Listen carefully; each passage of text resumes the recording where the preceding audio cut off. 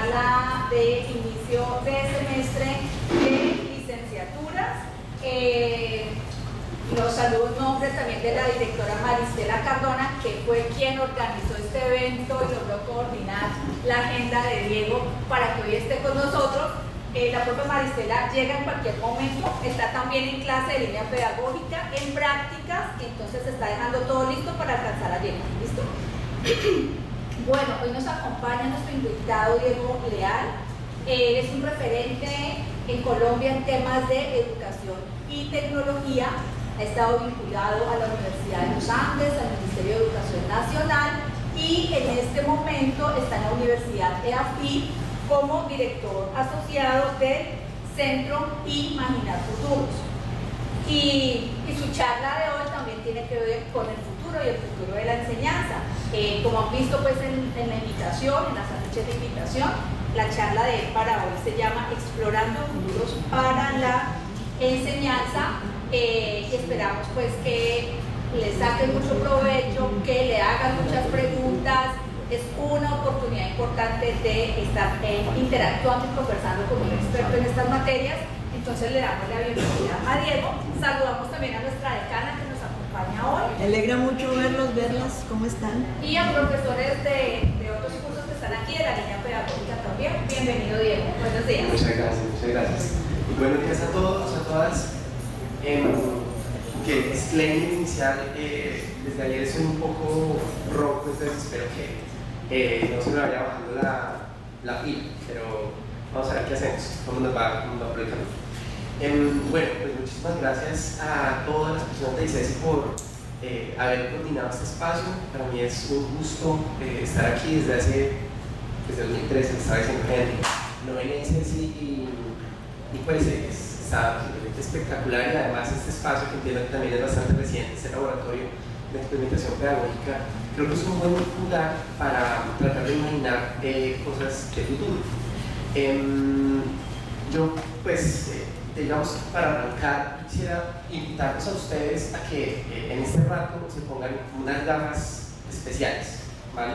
Que aborden lo que van a escuchar desde cierta perspectiva, que de pronto pueda tener un poco más de sentido.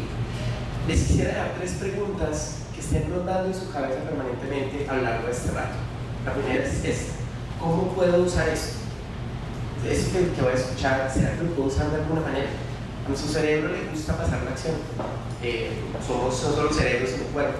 Entonces le encanta pasar la acción. Cuando pensamos en cómo podemos usar algo, conectamos neuronalmente ideas, abrimos espacio para que nuevas ideas se afiancen. Entonces esta es una primera idea: ¿cómo puedo usar esto? Eso me está diciendo no solo información, sino cómo lo puedo usar. La segunda es esta: ¿por qué debo usar esto? Y eso ya tiene que ver un poco más con entender si hay algún aspecto que ustedes conocen que se puede enriquecer con lo que van a escuchar, ¿vale? Y la tercera es: ¿cuándo voy a usar esto? Que también es bien importante. Toda la gente que trabaja en temas de hábitos indica y sugiere mucho que le ponga a uno como un momento cuando van a pasar las cosas, porque si no, pasa. Seguro que algunos de ustedes, al menos a mí me pasa, digo, ahora sí voy a hacer ejercicio y no le pongo fecha, entonces el tiempo se va a pasar. Seguramente a ustedes no les ocurre eso. Entonces, bueno, jamás, no creo que pasa. Entonces, los quiero dar con esas 3 preguntas para que orienten un poquito la observación de este rato. Y pues vamos a arrancar entonces, explorando futuros de la enseñanza. Pues como ya lo mencionaba, mi nombre es Diego Leal, soy director asociado del Centro Imaginar Futuros de la Universidad de EAFIT. Y bueno, arrancando les cuento un poquito de mí. Soy Diego Leal, Diego Nestor Fonseca es mi nombre. Estos son los lugares en donde vivo, en la red principalmente. Solía vivir mucho más en Facebook, pero ya no tanto. Después de los últimos años me salí por allá. No logré conectar mucho con Instagram porque no tenía un celular inteligente cuando apareció Instagram, entonces no pude crear la cuenta a tiempo y ahí quedó por el camino. Pero sí me pueden encontrar en LinkedIn, me pueden encontrar en Twitter, y tengo un espacio en Telegram en donde comparto ocasionalmente información sobre futuros. Entonces, si de pronto para algunos de ustedes es de interés este tema, al final, pues preguntarse también por eso. Entonces, bueno, además de esto, estoy vinculado con la Universidad de EAFIT en Medellín. Si alguno de ustedes ha estado ya pues de pronto tengo referencia que es un campus muy parecido al de ICES, muy verde, muy bonito. Así se ve nuestro campus en Medellín, y allá hago parte de un centro que se llama Imaginar Futuros, que es un centro de pensamiento y acción. ¿Por qué no solamente un centro de pensamiento? Porque pues está bien que un centro de pensamiento haga recomendaciones, pero nosotros a lo largo de los años nos hemos dado cuenta que no solamente trabajamos en, digamos, una perspectiva académica en recomendar cosas, es decir, esto se puede hacer, sino que estamos muy volcados a hacer, a poner las manos en la masa y a llevar a implementar las cosas que nos imaginamos. Creo que parte de la culpa de eso es que soy ingeniero de formación de ingeniería, soy ingeniero de sistemas, tengo algo de programador, pero he terminado trabajando con personas de todo tipo, de todas las disciplinas, y eso ha sido pues para mí una fortuna. Me contaba por ese momento que muchos de ustedes están haciendo dos programas, leyes y licenciatura, y pues esas mezclas son muy útiles. Yo creo que ayudan a que haya mucha curiosidad. Atrás no se escucha. A ver. Hola. ¿Ahora sí? Bueno, pues vamos otra vez. Buenos días. No, continúo. ¿Sabes qué pasa? Que ahora me escucho yo un montón aquí atrás, entonces siento que estoy hablando muy duro, pero ustedes me dicen si estoy dando alaridos, ¿listo? Bueno, entonces, en parte por esa formación o deformación, vayamos a ver, de ingeniero, estamos muy preocupados por hacer, por entender problemas, por resolver problemas, y por eso somos un centro de pensamiento y acción. En un momento nos vamos a contar un poquito más de lo que estamos empezando a hacer en Imaginar Futuros. No solamente he trabajado con la Universidad de Madrid, he sido profesor acá y acá. En todas estas universidades he tenido la oportunidad de trabajar como profesor, y con estas 4 tuve la posibilidad en 2009 y 2010 de poner en marcha unos MOOCs conectivistas. Ustedes tal vez están un poco jóvenes para ello, pero hace unos 10, 12 años, cuando empezó todo el asunto de los MOOC, se generó una distinción entre un tipo de MOOC que estaba más basado en contenidos y otro que era conectivista. Normalmente los MOOC se ven pues, de una manera muy lineal, hay contenido, hay videos, seguramente ustedes han hecho MOOCs. ¿Sí? ¿Quiénes han hecho MOOCs por aquí? Coursera. Van saliendo manos.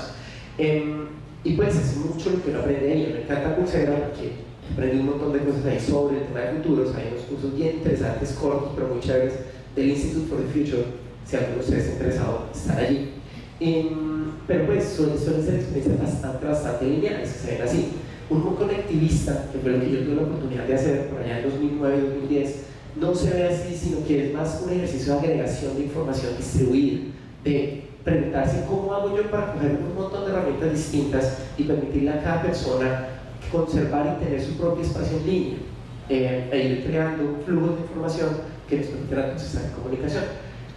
Eso, en última instancia, permite a la gente crear redes, empezar a consolidar redes de personas. Esta es una imagen de una de esas redes, de algunas de las experiencias que hicimos con estas universidades en estos años. Y pues con la Universidad de La Sabana tuvimos un curso que se llamaba e-learning, con aquí tuvimos un que se llamaba GRIC, grupos, redes y comunidades, donde explorábamos las diferencias entre grupos, redes y comunidades, como se lo indica. Y con la Universidad Pontificia Bolivariana hicimos uno que se llamaba DOCTIC, docencia mediada por tecnología de información y comunicación.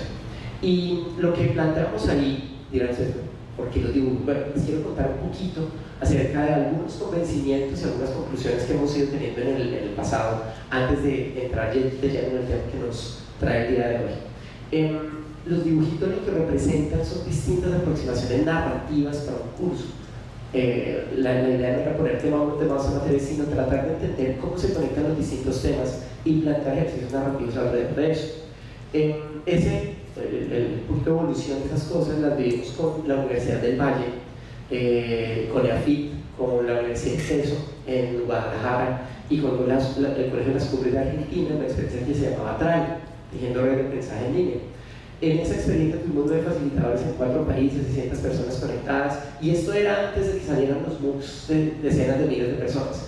Así que para nosotros fue muy interesante tener una experiencia donde de manera voluntaria, que esto no fue un proyecto financiado, sino fue algo que quisimos hacer. Fue muy interesante ver lo que ocurrió con eso. y hacerlo pues con personas de distintos países. Dedicar redes, una palabra que va a estar muy presente a lo largo de toda esta charla va a ser el tema de red, cómo tejer unos redes. Y bueno, de nuevo, hay lo que está por medio de ese ejercicio de agregar información que está distribuida, en permitirle a cada cual vivir en distintos lugares, pero encontrarnos todos canalizando, generando conflujos de información con distintas herramientas tecnológicas. Entrar en esa experiencia tuvimos por allá en 2013, como digo yo, una primera vivencia de lo que sería el futuro de los últimos 2 años, sobre todo el futuro del año pasado y con la educación híbrida. Por allá tuvimos una sesión en donde lo que está arriba son las personas en Argentina y ¿cómo se llama? En la plataforma en línea, que esa plataforma ya no existe, se llamaba Illuminate, ya desapareció. Nos encontrábamos todos, pero teníamos un ejercicio donde el que estaba presencial era padrino, el que estaba en línea, y hacemos un ejercicio muy interesante donde lo digital trascendía y salía hacia lo presencial, hacia lo real. Eso fue lo que terminamos viviendo el año pasado en particular, cuando vivimos alternancia, y toda la discusión acerca de los modelos HyFlex pues tiene que ver también con este tipo de ejercicios, en cómo hacemos para mediar interacciones cuando tenemos personas distribuidas por todas partes.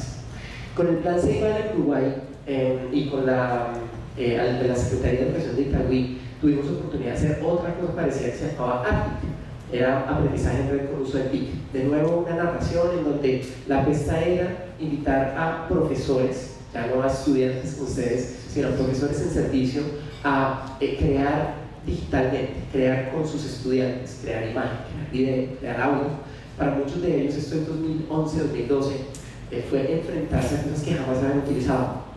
Ahora es mucho más común, para ustedes esto es posiblemente muy natural, pero en esa época sirvió para disparar un montón de procesos que, según nos contaron también en Itagüí, ayudaron mucho al municipio cuando arrancó la pandemia.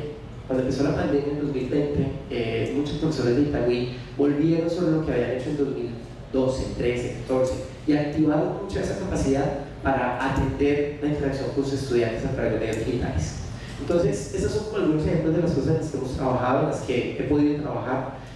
Muchas de ellas han estado orientadas alrededor de la idea de enriquecer el ambiente personal de aprendizaje, y les voy a contar un poquito más de qué se trata eso. También como les decía, generar redes, generar excusas para la conversación, generar espacios donde la gente pueda conversar entre sí de manera desestructurada, pero buscando que emerja aprendizaje nuevo. Con mucha exploración de tecnología, pero donde la tecnología no es el centro, lo importante es la red que se teje, donde hacemos representaciones de ese tipo de redes y llevamos esas experiencias también al aula de clases con niños de 5º grado y de otros grados, donde a través de ese tejido de redes los niños y los profesores pueden darse cuenta de cómo está segmentado o organizado un aula. Tal vez ustedes no lo notan, o de pronto sí, pero muchos de ustedes tienden a sentarse en el mismo lugar en los distintos salones en los que están, y tienden a sentarse cerca de la misma gente. Es obvio, son mis amigos, y eso es completamente natural. Hay un detalle con eso, y es que al tener esas pequeñas redes, nos perdemos la posibilidad de aumentar la diversidad de ideas y de percibir cosas que de otra manera no veríamos. No es fácil hacer amigos, y a medida que uno va creciendo y se vuelve, tiene más años, pues las cosas se vuelven a veces más enredadas. Por eso este momento que están viviendo ustedes, creo yo que es de esos momentos de exploración de identidad, de descubrimiento, en donde pueden darse el lujo de sentarse donde quieran, no en el mismo lugar, en el mismo salón, ni con la misma gente. Pero bueno, eso es la historia. Detrás de todo esto hay una intención de diseñar para que ocurra la colaboración y de diseñar para que ocurra el aprendizaje en red. Esas no son cosas espontáneas. No sé, de pronto ustedes no les ha pasado, yo estaba en la universidad, tuve que vivir algunas experiencias donde hacer trabajo en equipo, trabajo en colaboración, era, bueno, usted pone la casa, usted pone la pizza, usted pone las bebidas y usted hace el trabajo. Y todos que lo vamos al final. Eso no es colaboración. Cuando un profesor dice, hagan un trabajo en grupo sin dar una estructura, no se está propiciando la colaboración. Entonces quiero hacer énfasis en eso, en que uno puede diseñar esas cosas, uno puede diseñar para que ocurra la colaboración y diseñar para que ocurra el aprendizaje en red. Y esa es una palabra que va a ser muy importante a lo largo de este rato. Diseño. No es una cosa silvestre. A veces pasa de manera espontánea y dice, wow, qué maravilla, pero se puede diseñar. Y lo que yo he aprendido con el tiempo son algunas pistas que voy a compartir con ustedes respecto a cómo diseñar ese tipo de cosas.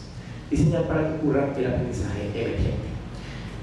Bueno, entonces ya les hablé de tejido de redes, hicimos trabajo con profesores en Italia, hemos hecho numerosas experiencias de aprendizaje que me han enriquecido un montón, con las que he aprendido un montón de personas como ustedes. He tenido la oportunidad a lo largo de toda mi carrera de trabajar con montones de licenciados. Y una cosa que seguramente muchos de ustedes se ven en la cabeza porque por este tema de los programas, de donde hacer los programas, es que en realidad muchos de ustedes no van a salir a estar en una aula de clase.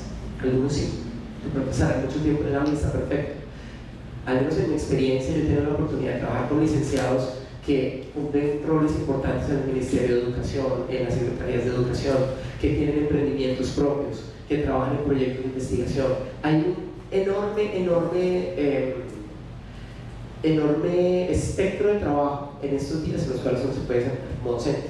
Y de hecho, si es lo que a ustedes les gusta y son muy buenos en lo que enseñan, saben enseñar muy bien, pueden convertirse en profesores a través de youtubers, o pueden convertirse en profesores a través de TikTok o de Twitch o de distintas herramientas y tener emprendimientos personales para enseñarles a otros. Hace 20 años eso pues no era tan sencillo y pasaba por poner un letrerito en una pared que decía doy clases de física. En estos días cualquiera puede ser profesor y puede ser profesor de cualquier lugar. Hay un profesor acá del Valle de Bugasí que es youtuber y pues trabaja en temas de física. Él nos cuenta que su audiencia principal está en México, no aquí. Y eso es muy interesante porque no es una cosa que esté limitada por fronteras. Muchos de ustedes lo saben, están viviendo en ese mundo, todos estamos viviendo en ese mundo. Pero una cosa es saberlo, esa es una película más como de mi época. Pero bueno, si no han visto Matrix, hay una frase por ahí que me encanta.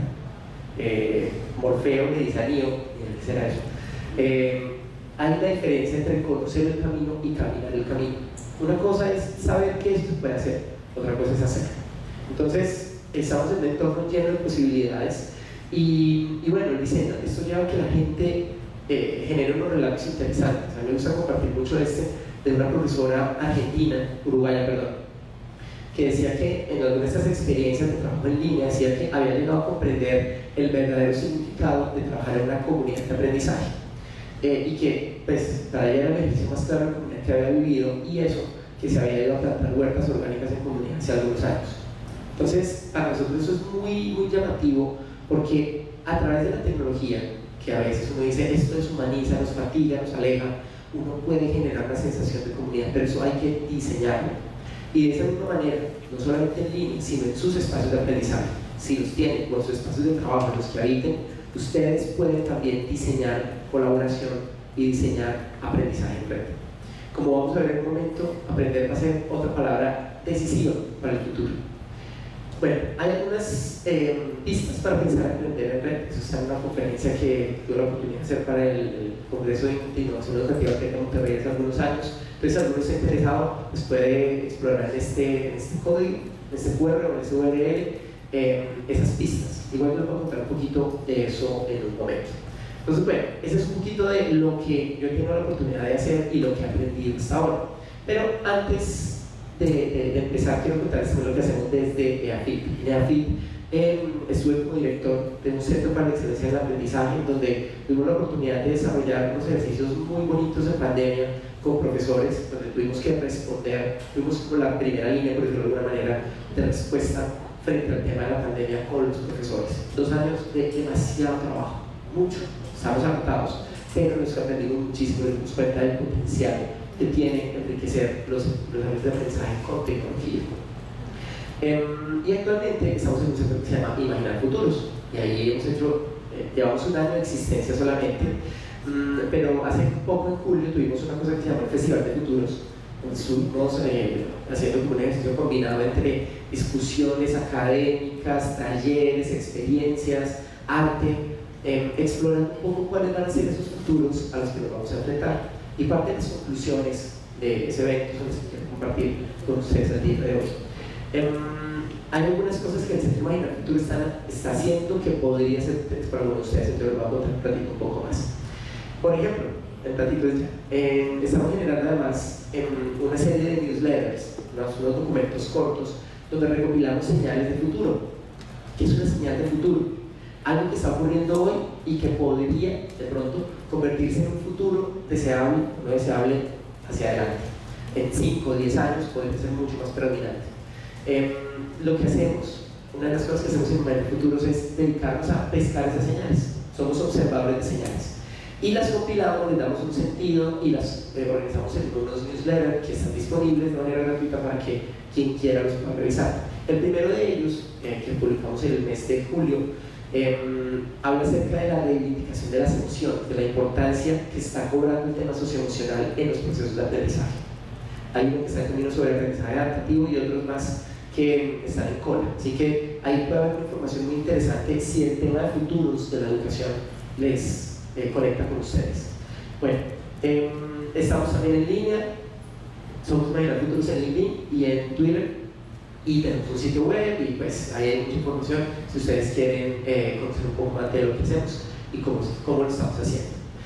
Con todo eso dicho, ahora sí vamos a explorar futuros de la enseñanza. Vamos a empezar con esto, pero bueno, no solo de la enseñanza, sino del aprendizaje también, porque las dos cosas están relacionadas. La enseñanza está íntimamente ligada al aprendizaje.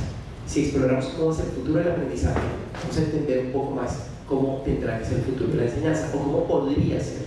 Nada de esto es decisivo. Antes de empezar, yo quiero quiero invitarlos a que me ayuden con un pequeño ejercicio, a que respondan en su cabeza esta pregunta.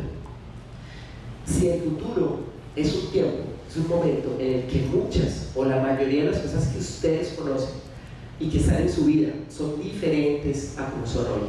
Imaginen eso, o sea, el futuro es un momento en donde todo cambió.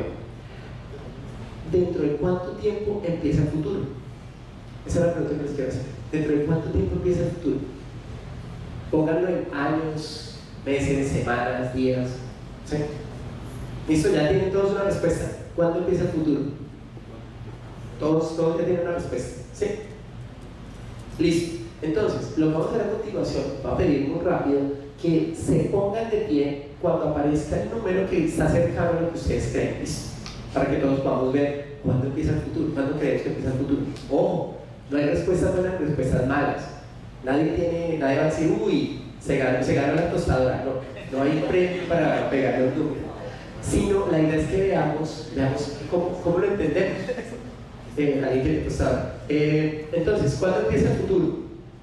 En 50 años. Si alguien pensó esto, 50 más años, póngase de pie. Ninguno, listo. En 10 años. O más. En 5 años. Listo. Pueden sentarse una vez. Gracias. En 1 año. Listo. En 1 mes. O pues un poco más de tiempo. Mañana. Listo. Siéntense por favor. Hoy. Listo, siéntense por favor. Ayer. ¿Alguien cree que el futuro empezaba ayer? Algunas personas dicen, claro, empezó ayer. Porque piensen que es cuando todo va a ser distinto en su vida. Y me llama mucho la atención que digan mañana, o sea, la mayoría de ustedes digan mañana, es muy interesante, porque para el momento vital que ustedes están viviendo en este momento, puede que eso fuera en 3 años, o en 2 años, o en 1 año, cuando se gradúan. Para muchos de nosotros ese momento de graduación es como, uy, ahora sí tengo que salir al mundo real. Pero no es el caso acá. Así que está muy interesante que ustedes digan que mañana empieza el futuro de manera tan decidida. Bueno, ese es el futuro en general, listo. Ahora, les quiero pedir, esto no sé si va a funcionar, pero el proyecto no va a funcionar, pero busquen a una persona que tenga cerca, ojalá que no conozcan. Ojalá que no conozcan. Y conversen un minutico acerca de por qué contestaron lo que contestaron con esta fecha de inicio del futuro. ¿Por qué empieza mañana? ¿Por qué empieza en una fecha de 5 años? ¿De qué un minutico a eso?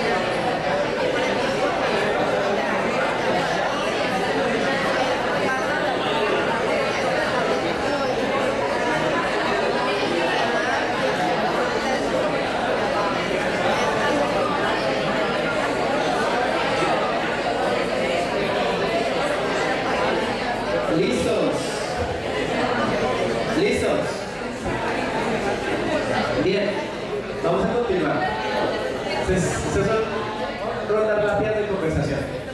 Ahora, les voy a cambiar un poquitín la pregunta.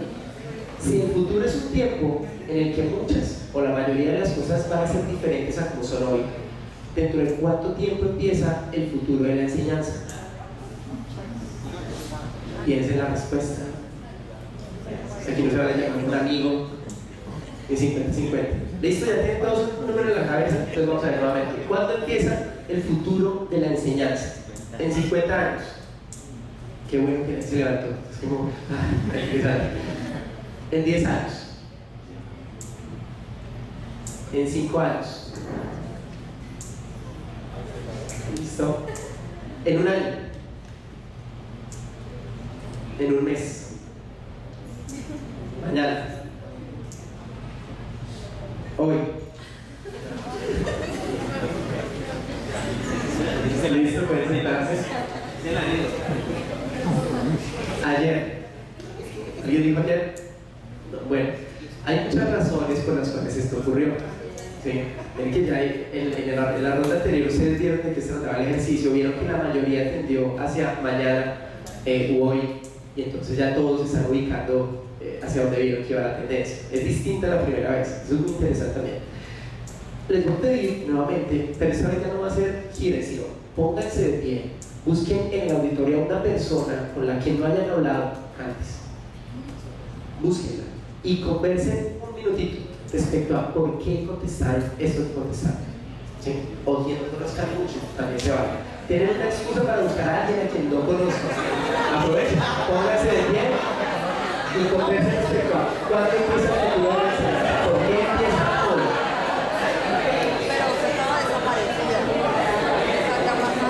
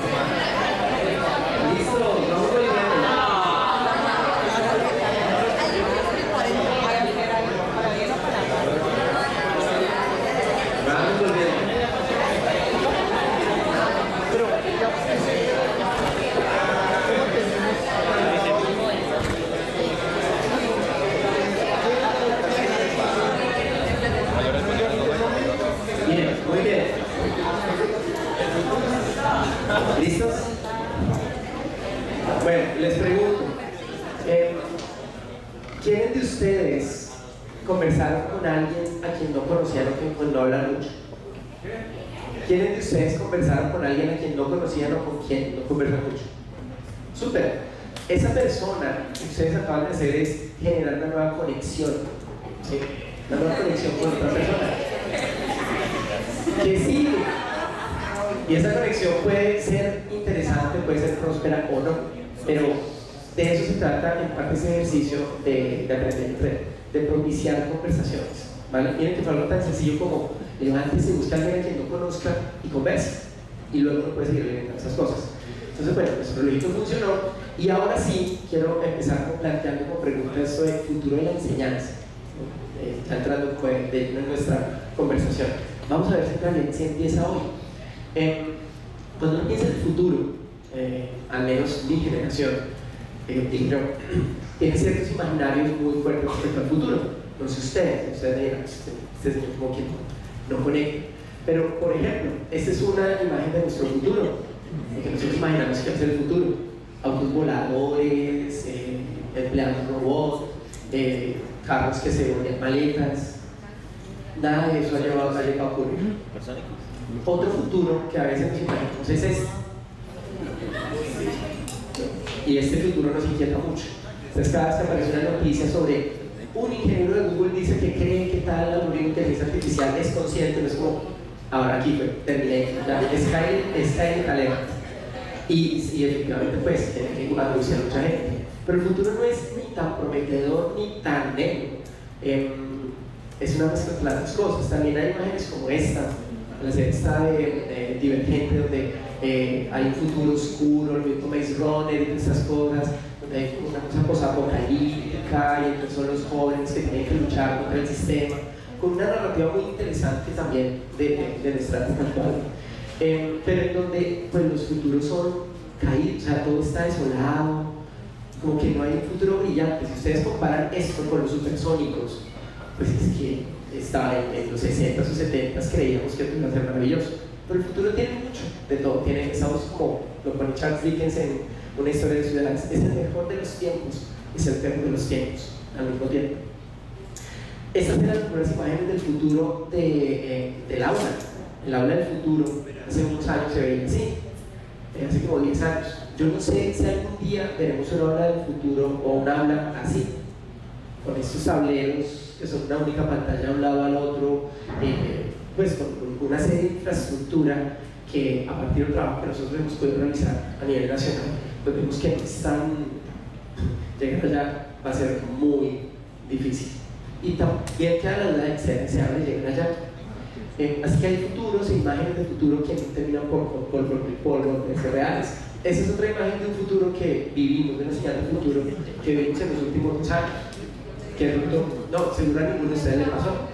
Un profesor contando su cuento ante un montón de cuadritos con nombres, sin ningún tipo de feedback. Miren la diferencia tan grande entre esta imagen del futuro, el aula, y esta. ¿Cuál de las dos era? Yo creo que todavía estamos a tiempo de crear un futuro donde vamos a encontrar un punto medio entre las dos cosas.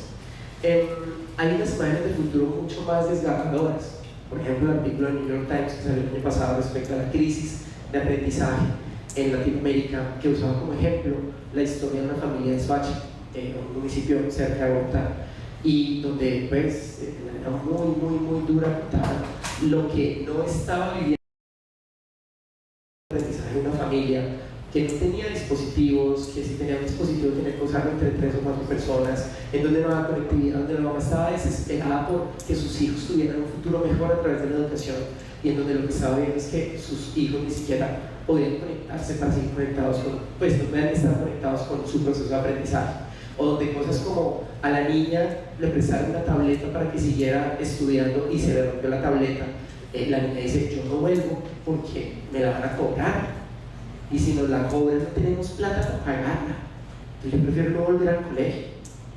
Esos son presentes y ojalá puedan ser futuros que evitemos hacia adelante. Pero lo que vimos en la pandemia nos mostró una variedad gigantesca de brechas, de problemas y de asuntos que ahora tenemos que ver cómo empezamos a resolver. Entonces la imagen del futuro va a cambiar, pero cuando yo pienso en el futuro siempre recuerdo una frase que leí de un señor que se llama John Sharp, ya murió, y yo trato de imaginarme que estoy teniendo una conversación imaginaria a través de WhatsApp con él, y él me dice eso, me dice, mire, el futuro no es un lugar al que vamos, sino que estamos creando. Luego escribe un poquito más y dice que lo creamos primero en la mente y luego en la voluntad, y después con la actividad, primero en el pensamiento, luego en la acción, y que además los caminos hacia el futuro no se encuentran, sino que se hacen, y que la actividad de hacerlos cambia a la persona que crea ese futuro y cambia el punto de destino también. Y a mí me parece, pues me deja, yo lo contesto por un emoticono, es como, opa, eso es como mucha responsabilidad, ¿no? Puede ser más fácil esperar a que llegue el futuro Terminator o que llegue el futuro Supersónicos que pensar que vamos a crear nosotros el futuro. Pero esa es la invitación que nos hace este señor. Entonces, si el futuro es un lugar al que vamos, no es un lugar al que vamos, sino que podemos crear, pues uno tendrá que decir que el futuro del aprendizaje no va a ser, o sea, el aprendizaje no va a ser tal cosa, sino que el aprendizaje es, el futuro del aprendizaje es. Y uno luego puede poner y explorar cómo va a ser ese futuro del aprendizaje. Yo quiero proponerles 3 ideas de cómo creemos que va a ser ese futuro del aprendizaje. La primera es que el futuro del aprendizaje es en red, ¿vale? ¿Redes en qué sentido?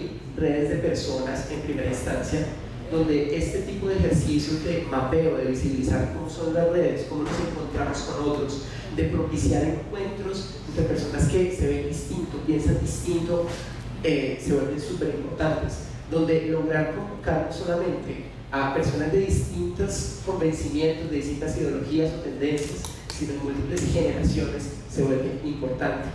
Hay un libro que no sé si se lo recomiendo más adelante, pero que es bien interesante, que se llama Una vida de 100 años. Y pues, muchos de ustedes, me gustaría decir de nosotros, pero no, muchos de nosotros, con algo de suerte, vamos a vivir más de 100 años en muy buenas condiciones, gracias a los avances sanitarios que estamos teniendo, ¿sí? Lo que nos muestra el tema de la esperanza de vida es que podemos llegar allá. Si nos jubilamos a los 62, 57, 65, la edad que nos jubilemos, y tenemos 35, 40 años adicionales, ahí surge una pregunta: ¿qué vamos a hacer en ese tiempo? Durante mucho tiempo jubilarse, y para ustedes seguro jubilarse es como por algún día, para mí era igual hace 20 años, y cada vez está más cerca. Es como, oiga, pilas con el asunto pensional, el aporte a la pensión voluntaria, después fondos, etc. Eso lo está volviendo un tema. Así que tiene sentido empezar a pensar en ello, porque si vamos a vivir 100 años, vamos a necesitar recursos para esos 100 años. Y durante mucho tiempo la jubilación fue una época de, uy, como por fin te liberaste de este asunto que se llama trabajo, vete a descansar el resto de la vida.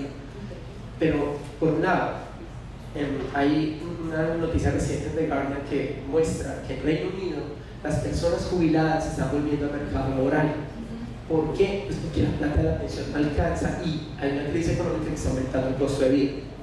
¿Qué significa eso? Que esas personas van a tener que entrenarse nuevamente para volver al mercado laboral, porque el mercado laboral durante la pandemia cambió enormemente y va a seguir cambiando.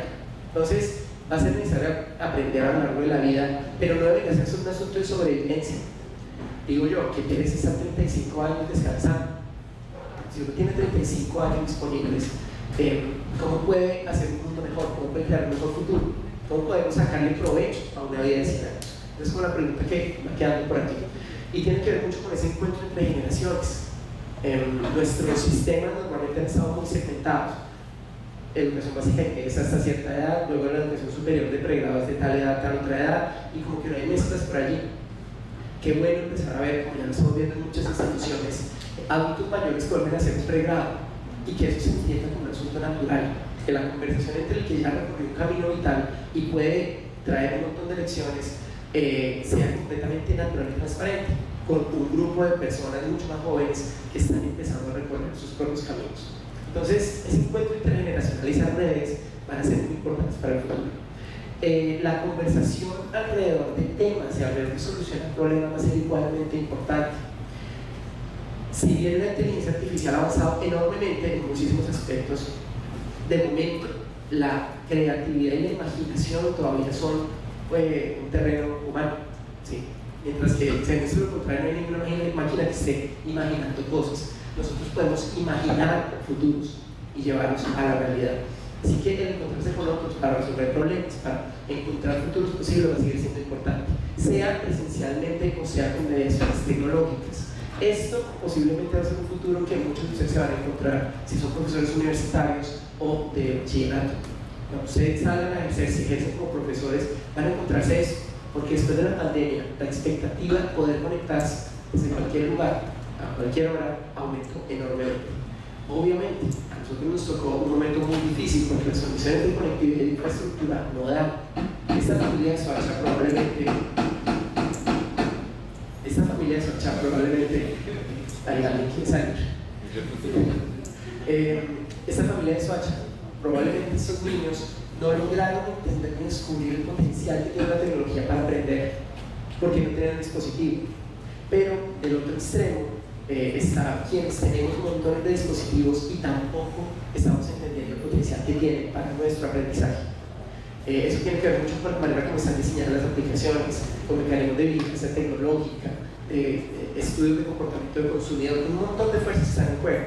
Pero el punto es que el potencial de encontrarnos va a seguir siendo cada vez más importante hacia adelante, el potencial de crear redes humanas por un lado, pero por otro lado también redes tecnohumanas.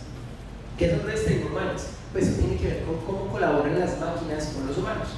Y cuando uno habla de imaginar de cómo colabora una máquina con un humano, pues uno puede pensar en algo como esto. Ah, claro, eso debe ser como de robot, si hay un operario, el robot le ayuda al operario, listo. Pero resulta que hoy, en este momento, las máquinas están cooperando con nosotros permanentemente. ¿Quiénes de ustedes han usado, no sé, en el último año, Google Maps? O alguna aplicación de mapas, no nos pongamos por marcas. Listo. ¿Quiénes de ustedes han usado recientemente TikTok para poner un filtro? O Instagram. ¿Cómo funcionan los filtros con reconocimiento facial? Son algoritmos de inteligencia artificial que están determinando dónde están sus ojos para saber dónde ponen el bendito filtro. ¿Cómo hace Waze o cómo hace Google Maps para mostrarle la mejor ruta? Con algoritmos de inteligencia artificial. ¿Sí? Muchos de nosotros, de una manera un poco más rudimentaria, atrás, okay. Muchos de nosotros de manera un poco más rudimentaria tenemos autos que nos ayudan, ¿sí? Una manera rudimentaria de colaboración es cuando uno da reversa y de pronto su carro tiene una de estas camaritas que le ayudan a no estrellarse. Eso también es colaboración. Hay una maquinita, una cámara que me está ayudando a no estrellar, pero la cosa se va a poner mucho más interesante hacia adelante.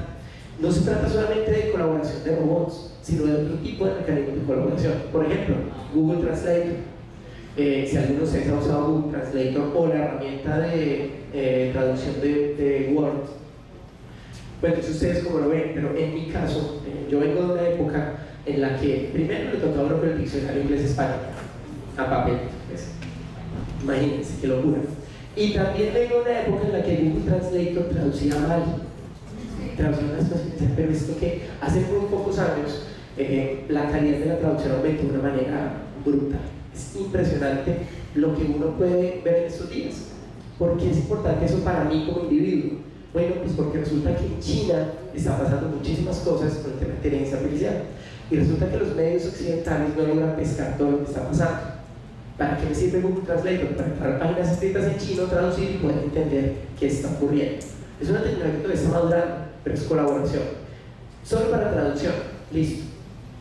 Otra, y un poquito en esa línea de lenguajes, hay cosas un poco más sofisticadas. Por ejemplo, hay una aplicación que se llama Elsa Speak, que pues corre en móviles y lo que hace es, con inteligencia artificial, ayudarle a usted a mejorar su pronunciación en inglés. Y es bastante complicada. Yo pues lo logro hasta cierto punto, pero hay T's o R's o D's que no entiendo cómo quiero que lo pronuncie. Pero la capacidad de reconocer lo que yo estoy diciendo ha aumentado significativamente. Y eso es para adultos. Es una herramienta muy interesante porque en serio le permite a uno pulir un montón de asuntos de lenguaje y de comprensión también de la gramática. Pero hay para niños, esa no la tengo acá. Mi hija en este momento está usando uno, tengo una pequeñita de 6 años y medio. Ella está usando uno que se llama Body.ai. Y Body es un muñequito como un robot que también reconoce lo que ella dice en inglés, pero pues mucho más simpático que Elsa. Este es un muñequito que literalmente para oreja. Estás ahí, pero no entendí.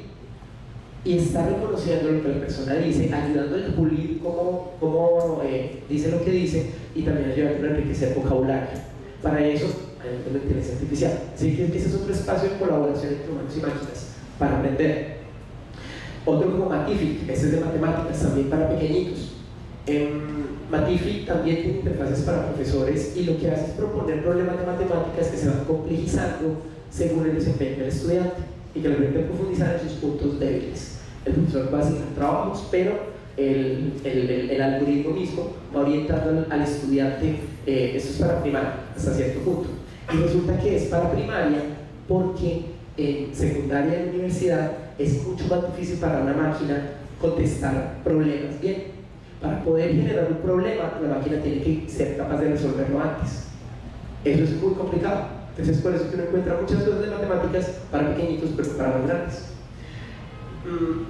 Otro más, así matemáticas. Este es otra que se llama Cogni. Esta es también muy interesante porque lo que hace es reconocimiento del lenguaje natural. Entonces, lo que está a este lado, pues un poquito, la aplicación es como un bot, un chatbot, le pregunta a la persona cuáles son las estructuras de una neurona típica. Y usted puede contestar escribiendo, y cuando, según su respuesta, la máquina le contesta. Para este caso particular, dice: las neuronas son los bloques de construcción básica del sistema nervioso, consisten en dendritas y un cuerpo de la célula que se llama soma. Y el algoritmo contesta: muy bien, muy cerca. Quisiera explicar cómo funcionan los neurotransmisores. Entonces, ¿qué está haciendo el algoritmo? Está reconociendo lo que la persona contesta, ¿sí? Lo que hace un profesor normalmente, está interpretando eso, está viendo cómo coincide con un cuerpo de conocimiento mucho más amplio y luego le está diciendo: ahora contesta tal otra cosa. Estas son señales de futuro. ¿En qué sentido? Esto ya es reconocimiento del lenguaje natural, no solamente fórmulas matemáticas. Y eso significa que podría utilizarse potencialmente en cualquier área del conocimiento, ¿sí? Para hacer preguntas y respuestas, obviamente. Usted no va a aprender a ser piloto con preguntas y respuestas de un chat, obvio. Pero hay un aspecto de los procesos de aprendizaje que pueden ser apoyados con este tipo de cosas. Eso ya está pasando. Por eso creo que la respuesta de hoy, el futuro empieza hoy, es real. El futuro, como decía William Gibson, no está, el futuro ya está aquí, solo que no está uniformemente distribuido. Hay lugares donde está ocurriendo y lugares donde todavía estamos hace muchísimas décadas, viviendo muchísimas décadas atrás. Otro más, para que de pronto quienes estén en el área de matemáticas.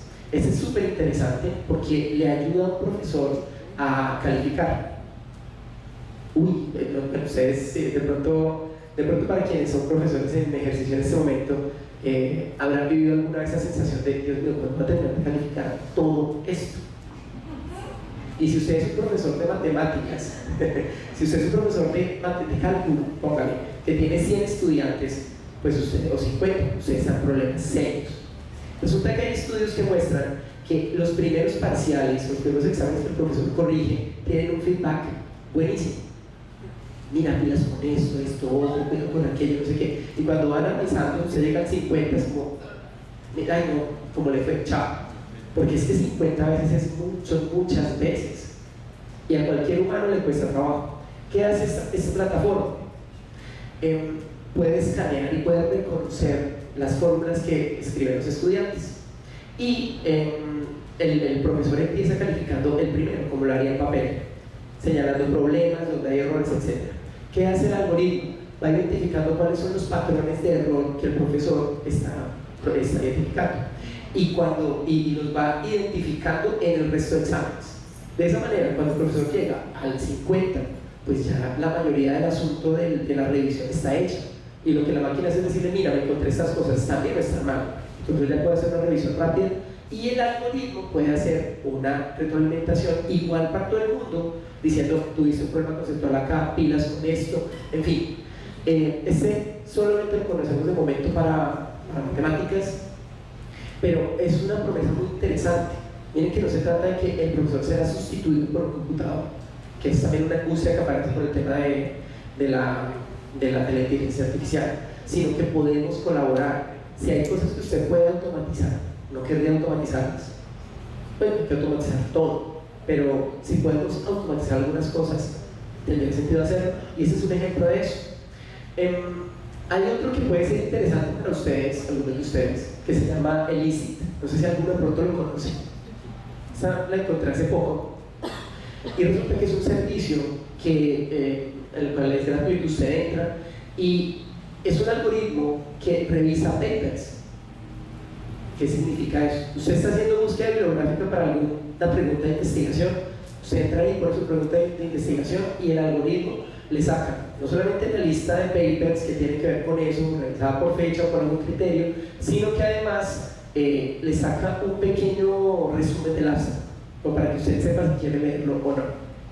Quienes son investigadores usan muchísimo a estudiantes de posgrado y de pregrado para hacer esa labor de lectura. Esto la acelera enormemente, y para ustedes, lo que están aprendiendo, puede ser útil también. Es gratuita, No hay que creerle 100%, pues, pero sí ayuda a acelerar procesos.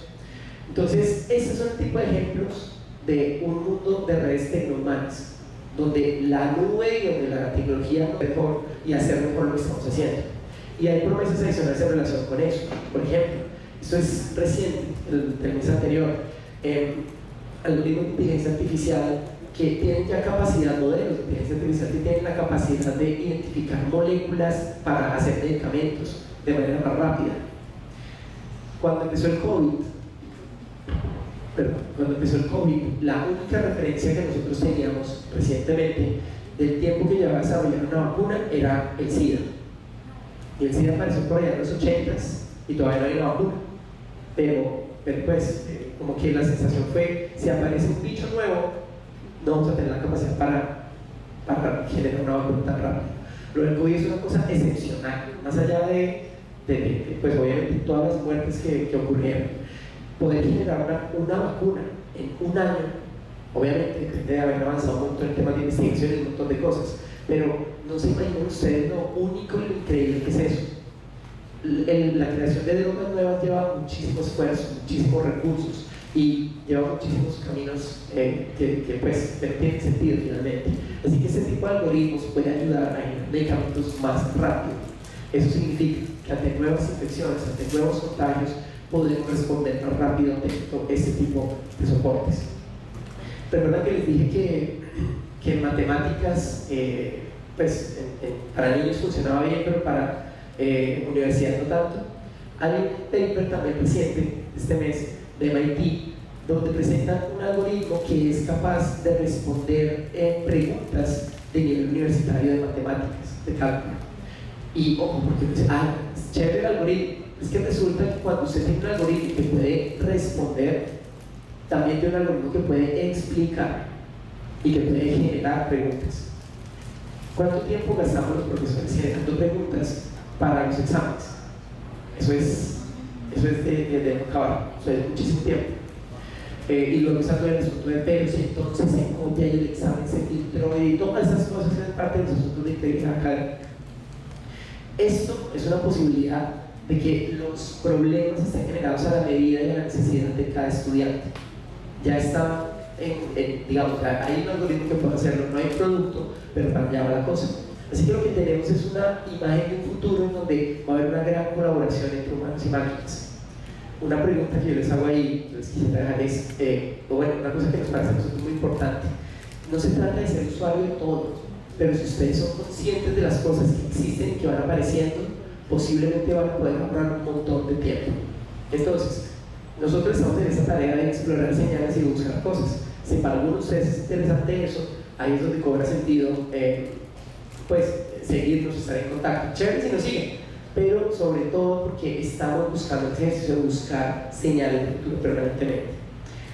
Bien, quiero plantearles una pregunta llegando a este punto y es esta: ¿cómo piensan que pueden enriquecer las redes de las que hacen parte? ¿De qué manera pueden enriquecerlas? Y quiero invitarlos a que conversen con la persona que tienen al lado o que usen ese código QR que los lleva a un Padlet y que dejen su respuesta en línea, si quieren. Pueden dejarla como audio. Padlet tiene una opción para hacer audio, entonces ustedes tienen celulares, no tienen que instalar nada, Padlet corre en el navegador y funciona sin problema. Si quieren, déjenos una respuesta frente a eso. ¿Cómo piensan ustedes que pueden enriquecer las redes de las que hacen parte actualmente? Si este es el futuro, una posible señal de futuro, ¿cómo pueden ustedes reaccionar a ello? Piénsenlo un minutito y conversen con la persona que tiene al lado.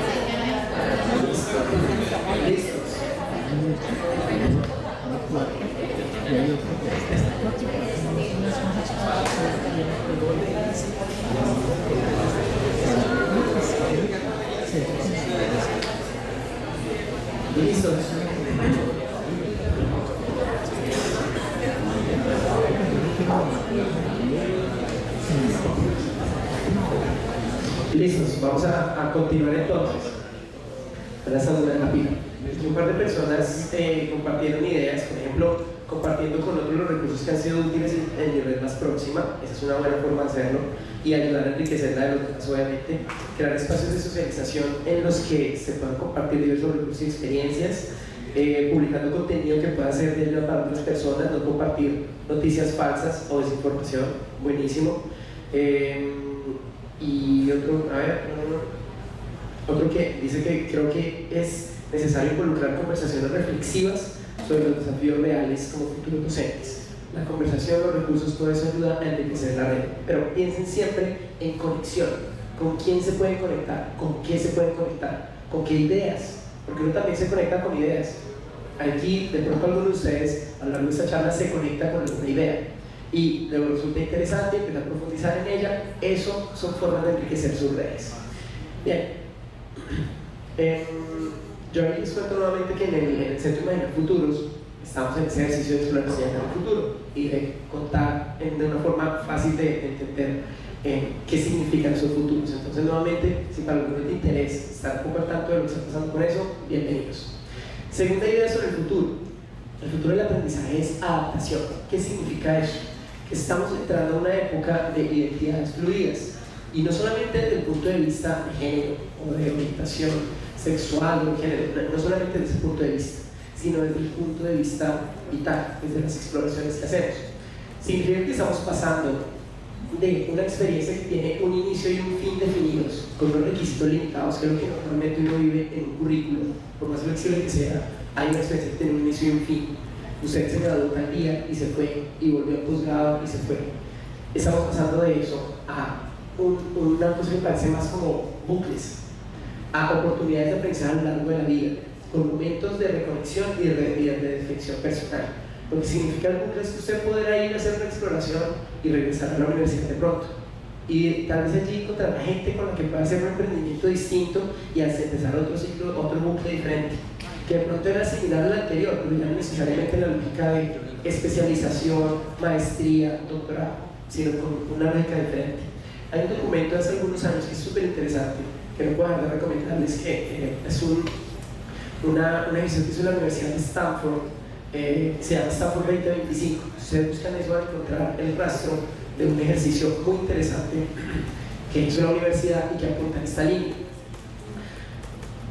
Vamos a necesitar mucha adaptación, que vamos hacia un futuro donde vamos a tener mucha colaboración con robots, donde los robots van a ser capaces de hacer cada vez más cosas, donde en el lado derecho usted puede llegar a un hotel y ya se encontrará con robots que pueden ser personas, que pueden ser dinosaurios o lo que sea, que lo van a atender. ¿Sí? En China, durante la pandemia, se empezó a volver muy normal tener restaurantes donde el que le trae la comida a usted es un robot. No es un androide que camina, no, es una cosa con ruedas que le trae la comida, pero es un robot. Y muchísimos territorios, China en particular, está trabajando muy fuertemente en ese sentido. Así que necesitaremos adaptarnos y seguir entendiendo cuál es nuestra identidad en un mundo con robots, con automatización, con inteligencia artificial. ¿Qué somos nosotros? ¿Quién somos? Esa pregunta se va a volver muy recurrente. En un mundo también donde vamos a tener posibilidad de hacer edición genética, donde no algoritmos sino técnicas como CRISPR facilitan la edición directa del código genético en las células. Eso es algo que hasta hace 10 años no podíamos hacer, ahora como especie somos capaces de hacerlo. Donde la inteligencia artificial, sobre las que les hablé un poquito hace un rato, también puede ser usada de otras formas, para a través de reconocimiento facial, ver quién está prestando atención y quién no. Imaginen una cámara que está aquí permanentemente, mirándolo a cada uno de ustedes y diciendo, a quién está conversando con el otro, a quién está como durmiéndose, este sí levanta la mano. Este tipo de tecnología ya está siendo entregada en escuelas de China, está siendo utilizada en escuelas de China y genera muchas preguntas. Si tiene sentido hacer ese tipo de vigilancia a niños pequeños, ¿cómo reacciona el profesor frente a ese nivel de información? Si es ético usarla para sus fines. Hay más preguntas que respuestas, pero son más ejemplos de esos ejercicios de adaptación que vamos a tener que vivir. Es posible que algunos de ustedes o sus hijos lleguen a ver un mundo en el que nos vayamos a Marte. Puede que ocurra. o en el que empezamos a trabajar más en el espacio. Inspiration 4, que es una serie también que está en Netflix, un documental corto que está en Netflix, cuenta la historia de cómo SpaceX lanzó la primera misión completamente civil de viajes espaciales. Lo que abre eso, además del el tono inspirador que tiene, es un asunto muy importante. Si usted va a ir a Marte, usted no solamente necesita militares o necesita pilotos, usted va a necesitar enfermeras, contadores, un montón de gente de capacidades muy diversas. Así que esto es una señal de un futuro en donde mucha gente puede empezar a trabajar en el espacio. ¿Bajo qué condiciones? Es una de esas preguntas que están abiertas. ¿Qué va a pasar desde el punto de vista territorial o político si eventualmente llega una misión a Marte? ¿Quién se va a ir? ¿Será que pasa como ocurrió con Estados Unidos e Inglaterra en su momento? Que los que se fueron eran unas áreas bastante ortodoxas desde el punto de vista religioso que estaban siendo perseguidas y se fueron al Nuevo Mundo. ¿Será que ir a Marte significará que ciertos grupos específicos deciden ir allá para poder vivir en paz? Hay un montón de preguntas, de nuevo, pero todas esas son señales de futuros hacia los cuales tenemos que adaptarnos. Y adaptación sobre todo con los temas climáticos. Lo que estamos viviendo desde el punto de vista climático en Colombia no lo sentimos mucho, la verdad. Pero estoy seguro que a ustedes les llegan las oleadas de noticias sobre el parche de basura del Pacífico, sobre los incendios que hubo en Australia hace un par de años, sobre la sequía en Europa, donde pues ya es que no hay agua, ha bajado tanto los ríos que han dejado al descubierto barcos de la Segunda Guerra Mundial. Imagínense cómo es de grande el río para que se vea un barco y no se vea, y cuánta agua se ha ido para que el barco empiece a verse. Nosotros lo estamos viendo de manera tan directa, pero esto es importante porque puede generar procesos migratorios muy fuertes. Eso está enseñando un futuro importante. Vamos a vivir cada vez más procesos migratorios. Obviamente, nosotros empezamos a vivir hace unos años con todo el desplazamiento de la población venezolana. Perdón. Pero Colombia no es un país con una historia fuerte de migración. Nosotros no estamos preparados para ese tipo de migración. No somos un país, Perú, como Brasil, en donde hay migración japonesa, migración italiana, migración alemana, y han encontrado formas de convivir y de tener territorios y rasgos culturales propios. Para nosotros estamos en este proceso de aprendizaje, y este tipo de crisis pueden hacer que mucha gente decida moverse hacia Latinoamérica, donde el clima es mucho más benigno todavía. Así que hay un montón de procesos que están en curso. Pero en cualquier caso, a lo que nos enfrentamos es a un asunto de aprendizaje a lo largo de la vida, con momentos de reconexión y con momentos de redefinición personal. Otra idea respecto al futuro del aprendizaje. El futuro del aprendizaje es vivir un propósito. ¿Sí? No estudiar para obtener un grado, no estudiar para salir a trabajar, no aprender en doméstica un cursito rápido de tal cosa para hacer tal otra. Eso está bien, puede ser útil para muchos de nosotros, pero no puede ser todo lo que tenemos para vivir. Así que qué bueno que podamos encontrar un propósito. ¿Qué significa vivir un propósito? Significa pasar de carreras o profesiones, eso también viene de Stanford, a pasar a misiones de vida. Entender cuál es la misión que cada uno de ustedes quiere cumplir en su vida, dónde quiere aportar, dónde quiere cambiar el mundo, dónde quiere crear un futuro mejor, y hacia dónde y cómo actúa en consecuencia. Pasar de carreras o profesiones a misiones de vida, en el contexto de AFIT, que es el que más conozco, significa, por ejemplo, que hay personas de ingeniería mecánica que se dedican a trabajar en implantes craneales. No es un médico, es un profesor de ingeniería mecánica que con ayuda de equipos multidisciplinarios desarrollan implantes craneales a la medida. U otros que de múltiples disciplinas se juntan para hacer una cosa que se llama un laboratorio de entretenimiento inteligente, que genera soluciones comunicacionales a través de productos artísticos y culturales. Y son personas de cualquier carrera, no tienen que estudiar comunicación o ser especialista en teatro, no. Vivir propósito significa también, por ejemplo, preguntarse cómo hago yo para que las personas puedan cargar cosas más pesadas. Otro grupo de ingeniería de diseño y de ingeniería mecánica en la universidad desarrolla sistemas de transporte de elementos de gran peso. Son unos exoesqueletos, podría decir, unos pequeños chalecos que le permiten a una persona llevar un peso mayor. Pero miren que eso no quita que haya un problema disciplinar importante. porque el ingeniero mecánico tendrá que poner mucho, y el administrador y el abogado por los temas de patentes, todo el mundo tendrá que intervenir, pero la misión que se cumple es otra. Otro más, tema de emprendimiento. El personal de la Escuela de Administración genera unos juegos que se llaman Vida Innovadora, que pues empiezan a entrar en terreno transmedial para ayudarle a la gente a entender cómo hacer emprendimiento, personas claras de emprendimiento. Y en el caso nuestro, desde lo que estamos en Imaginar Futuros, tenemos un equipo multidisciplinario que genera un modelo que se llama UBITAC, que es un modelo para la gestión del cambio y la innovación en educación. Ese es nuestro producto, por decirlo de alguna manera, pero no se hace con una persona que solamente trabaja en gestión o en educación.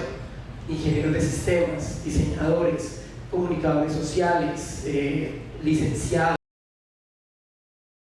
personas de todas las disciplinas intervienen para lograr proyectos de escala nacional que hasta este punto han beneficiado a más de 1 millón de estudiantes con los que hemos podido trabajar con más de 600 instituciones en todo el país.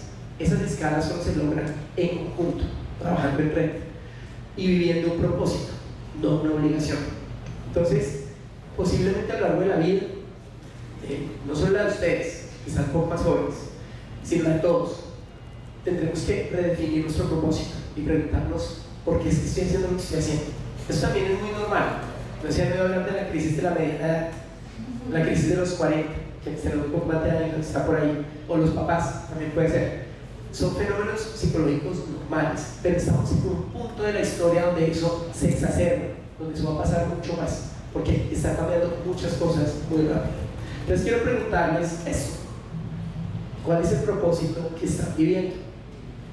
Y conversen un momento con la persona que tienen al lado. Piensen un momento, y si no está claro, no importa, pero conversen cuál podría ser un propósito. Y si quieren compartirlo, otra vez en el panel que algunos contestaron, pueden compartirlo ahí. Dediquen un par de minutos a pensar en el propósito. Es la pregunta.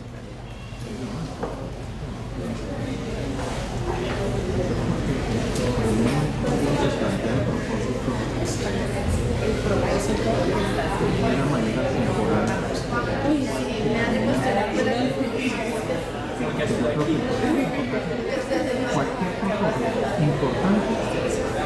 Cualquier cosa importante lo temporal. Ya voy a grabar. ¿Hasta qué punto digamos en la tarea ahí de lo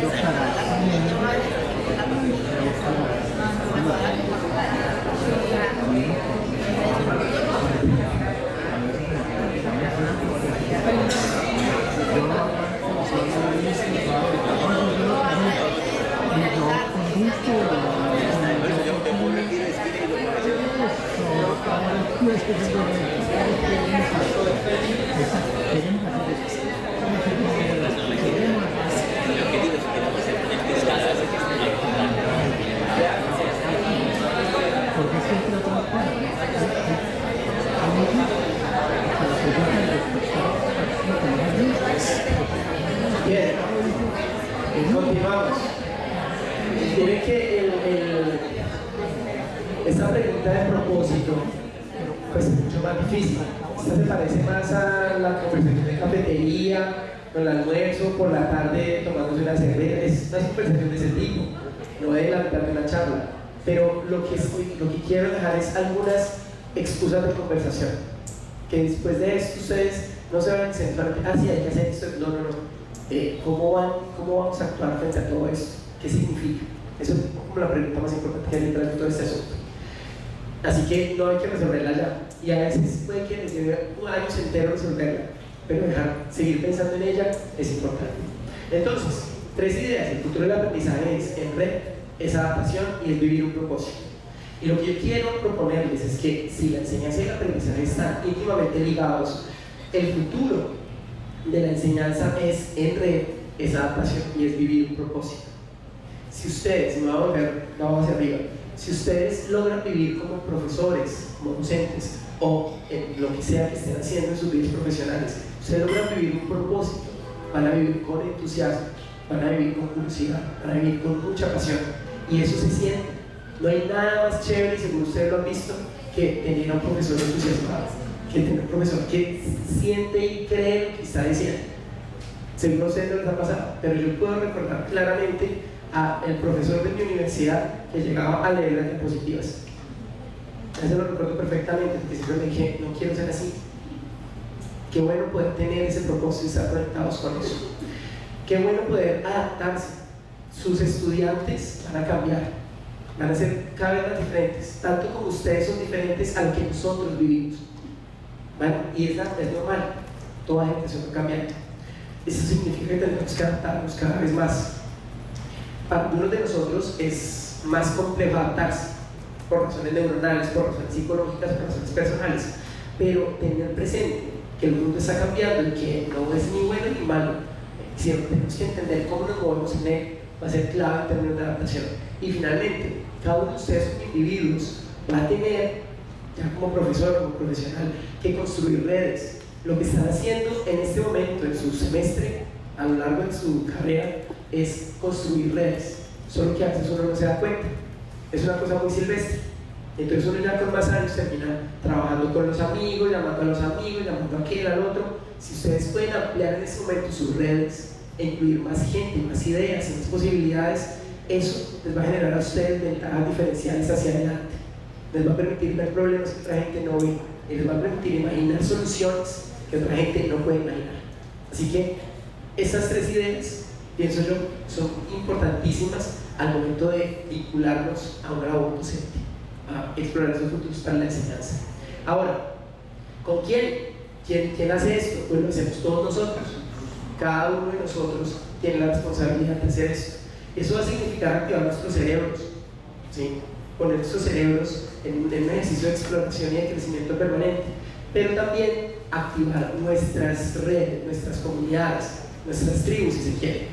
Hay un chileno que dice que un cerebro es una red de neuronas conectadas y que una organización es una red de personas que suelen estar desconectadas. Posiblemente cuando ustedes lleguen a sectores laborales se encontrarán con lugares en donde la gente no se habla mucho entre sí.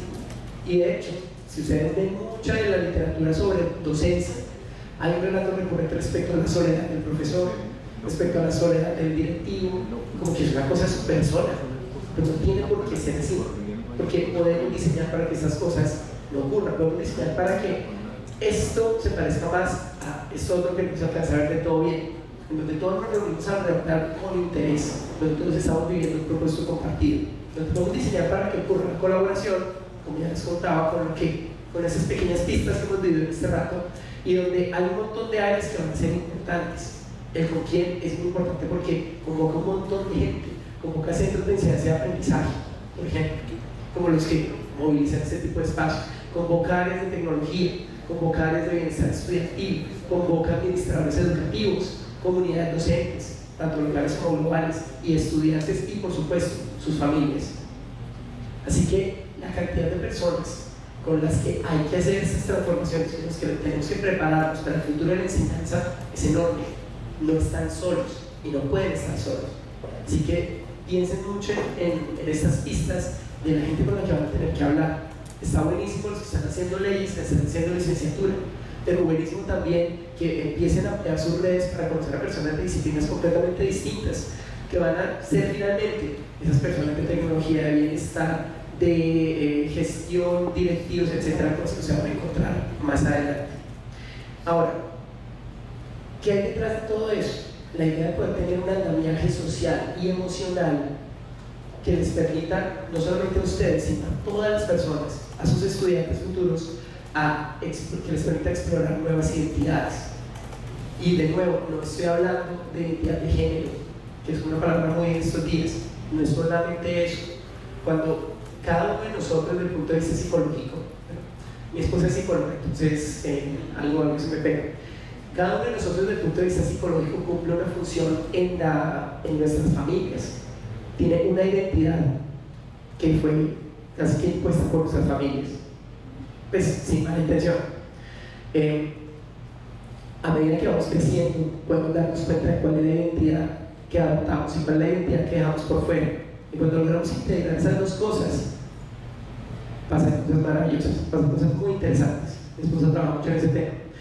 Pero el punto es que para poder explorar nuevas posibilidades, uno necesita tener una red que lo soporte, un andamiaje que lo soporte. Si un niño, un futuro, o un niño o una niña, futuro estudiante de ustedes, quiere vivir en Marte y no encuentra ningún tipo de resonancia en su entorno, pues esa es una identidad que no va a poder explorar. ¿Sí?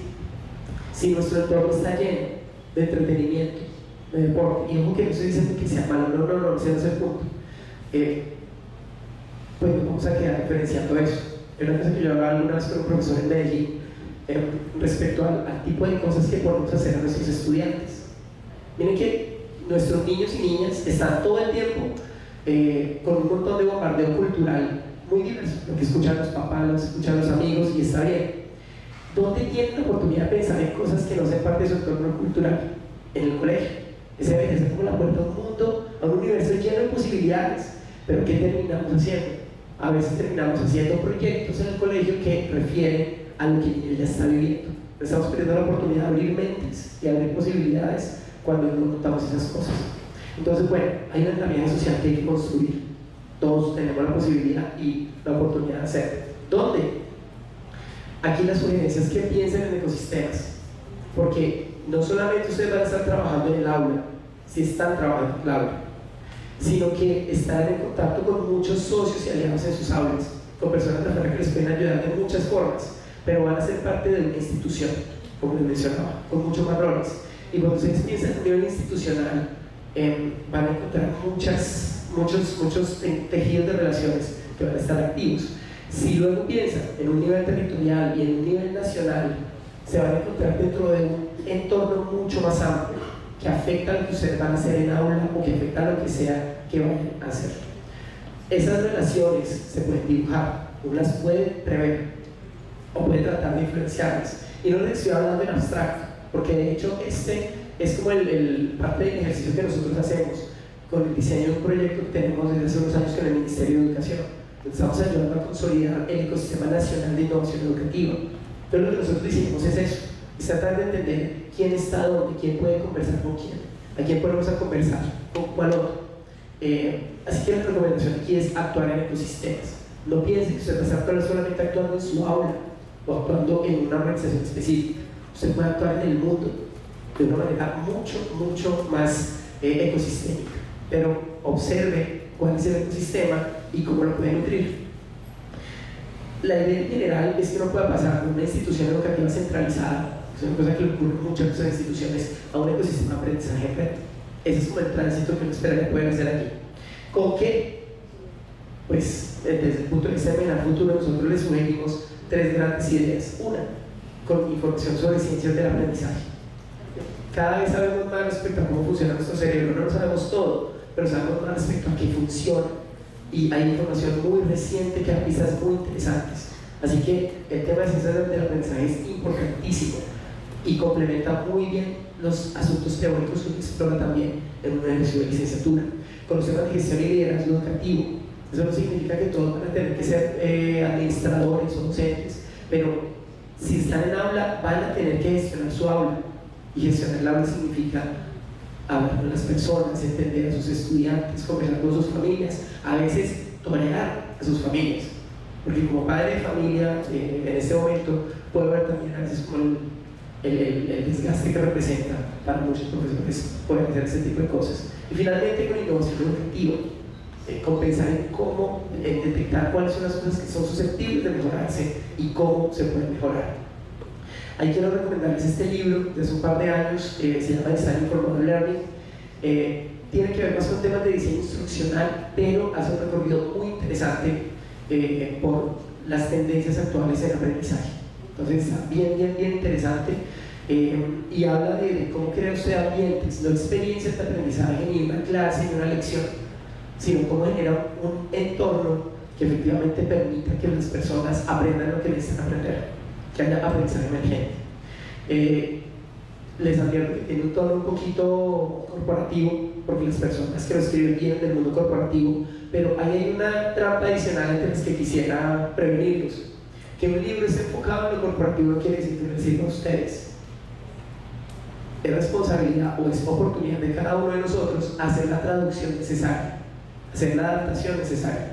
Entonces no se pierdan la oportunidad de leer cosas o de escuchar o ver cosas que aparentemente no tienen contacto con lo que están estudiando, con lo que están haciendo, porque en esas conexiones extrañas es donde aparecen soluciones que nadie había pensado antes. Entonces les recomiendo ese libro y estos otros también, si tienen posibilidad de mirarlos. Algo que se llama A Thousand Brains, es del año pasado, propone una nueva teoría de inteligencia y pone mucho énfasis en cómo nuestro cerebro necesita de nuestro cuerpo para hacer las conexiones que tiene que hacer. Es un libro súper interesante. Hay otro más que se llama Adaptation Advantage, ese es de un estadounidense también, y lo que explora es justamente cuál va a ser el futuro del trabajo y cómo la colaboración con máquinas va a ser importante. Hay uno más que se llama el currículo de 60 años, que es de Harvard, de Chris Dilley, y lo que plantea es, bueno, ¿cómo sería un currículo que no dura 10 años o 4 o 5, sino 60? Y eso no significa que usted esté en la escuela 60 años, sino que usted tenga un plan medianamente claro de que lo que tiene que aprender a lo largo de 60 años. Esas son preguntas y temas que conectan más con el futuro de la educación superior y que pues estamos explorando en la educación superior.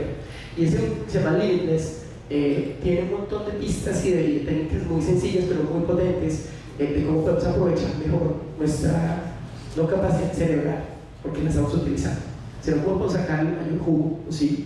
Entonces les recomiendo esas lecturitas, esas son cosas del con qué. Y recordarles eso, el futuro ya está acá, solo que no está distribuido equitativamente. Y creo que el futuro de la educación, de la enseñanza y del aprendizaje ya está aquí, ya lo estamos viendo en muchísimos lugares, pero no está distribuido equitativamente. Qué bueno que ustedes puedan crear nuevos futuros o traer futuros de otros lugares. ¿Cuándo? Ahora. No mañana, ni hoy. Bueno, hoy sí, pero ahora. ¿Por qué ahora? Porque estamos en una oportunidad única y aquí no hay un sentido de urgencia. Miren, si no hacemos esto y en el futuro Terminator, eso todo se va a acabar. Salgan ya, porque si no, no es por eso, sino porque este amiguito, el amiguito COVID-19, genera algo que nunca no habíamos vivido ninguno de nosotros antes, obviamente, pero que nuestra especie ya había vivido en 1346 y 1918. Hay gente que estudia cómo se vivió la peste negra y cómo se vivió la peste española, la gripe española, y que tratan de revisar qué ocurrió después de las pandemias.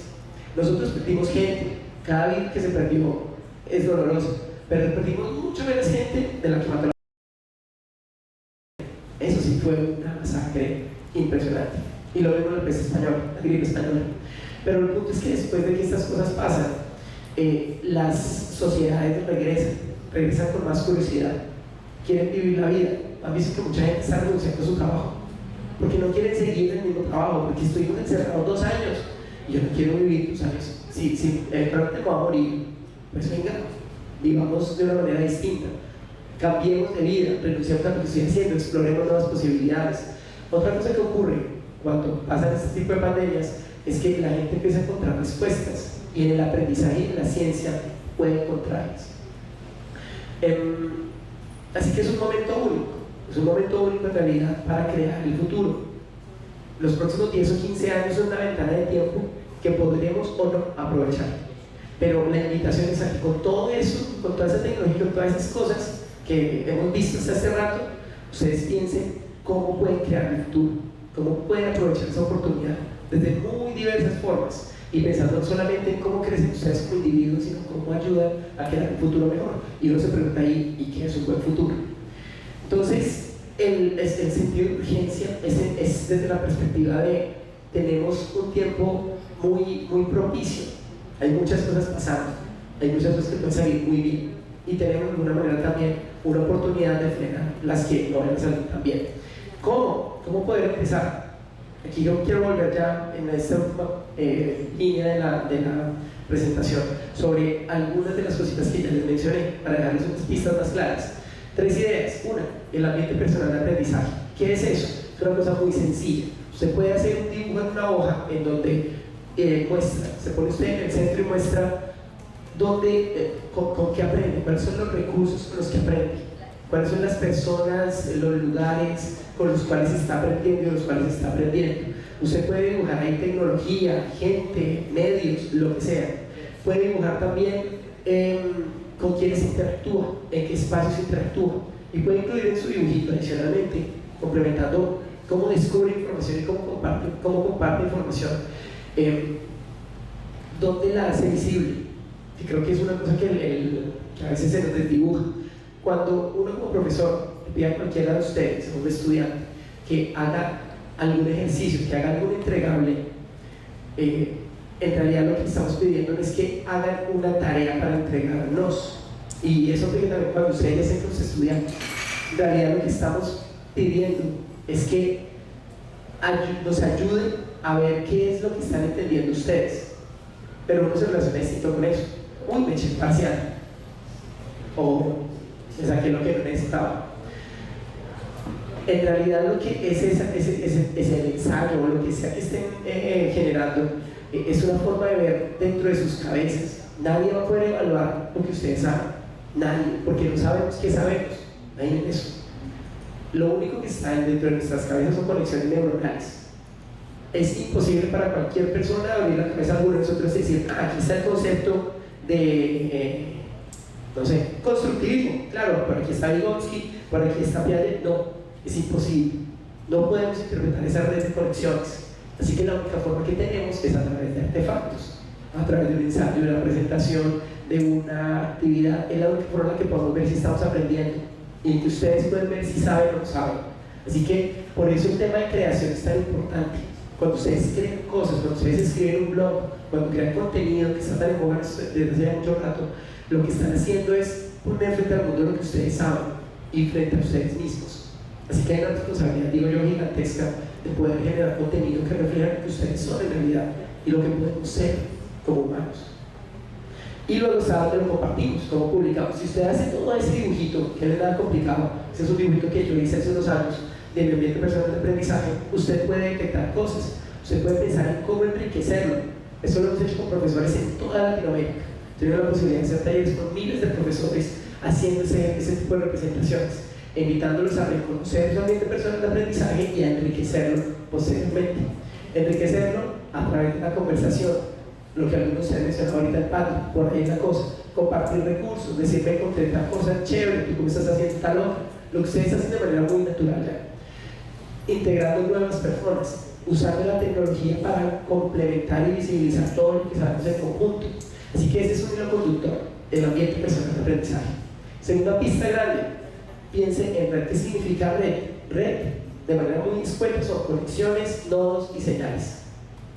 Nada más. Las tres cosas son importantes. Y lo que usted podría imaginar es cómo provoca señales entre gente o señales nuevas de aprendizaje. Lo que hicimos al inicio, parece que busca otro que me conoce, es provocar una señal. Yo lo hice como diseñador.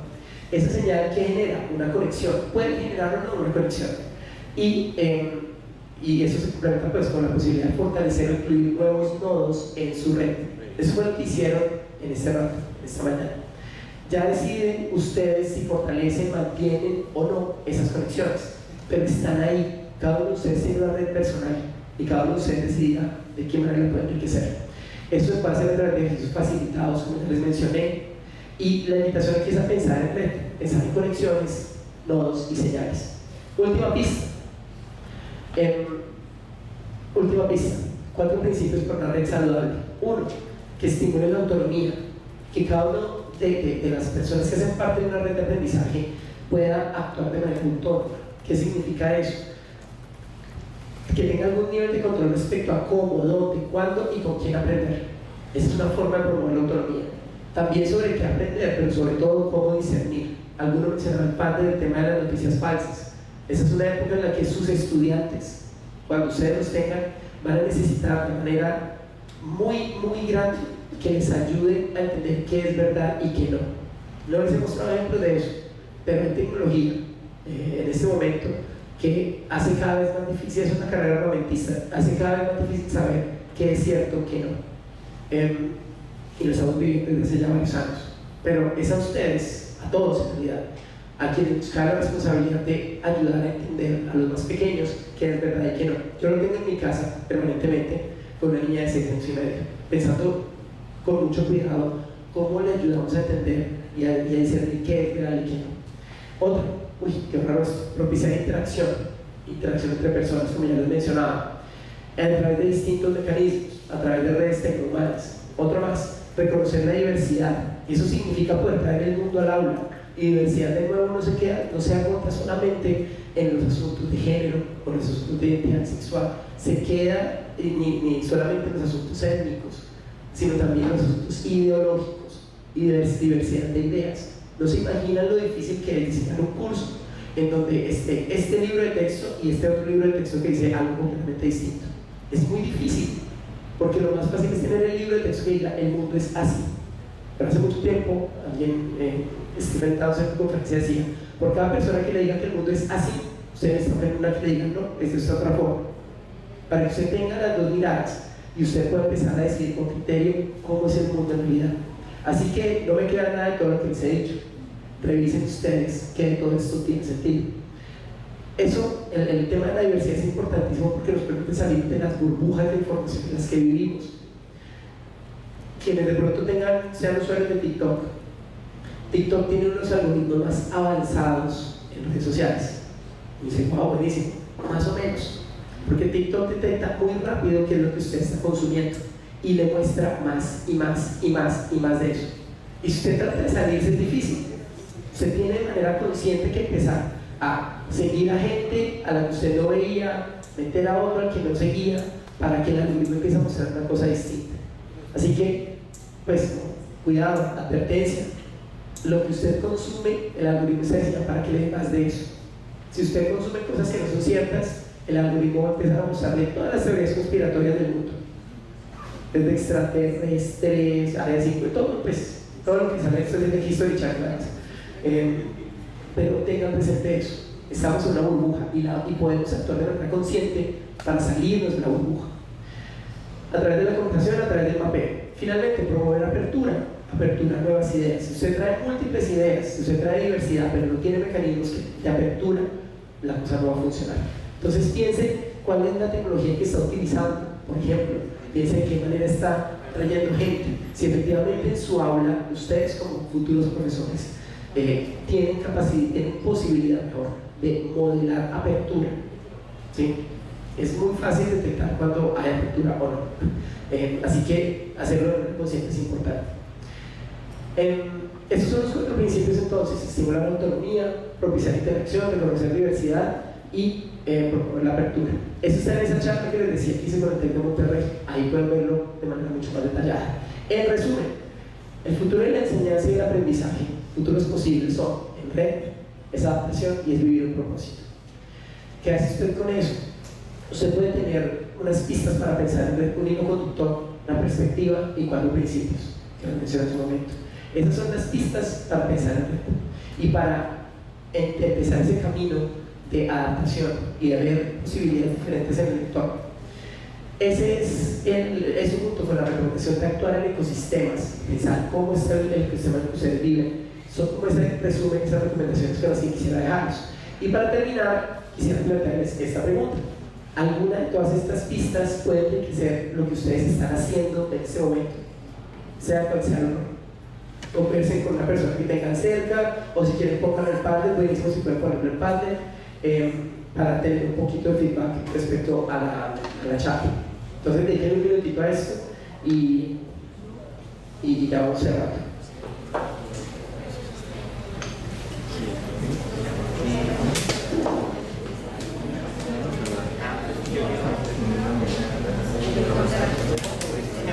Lo he pensado, pero yo creo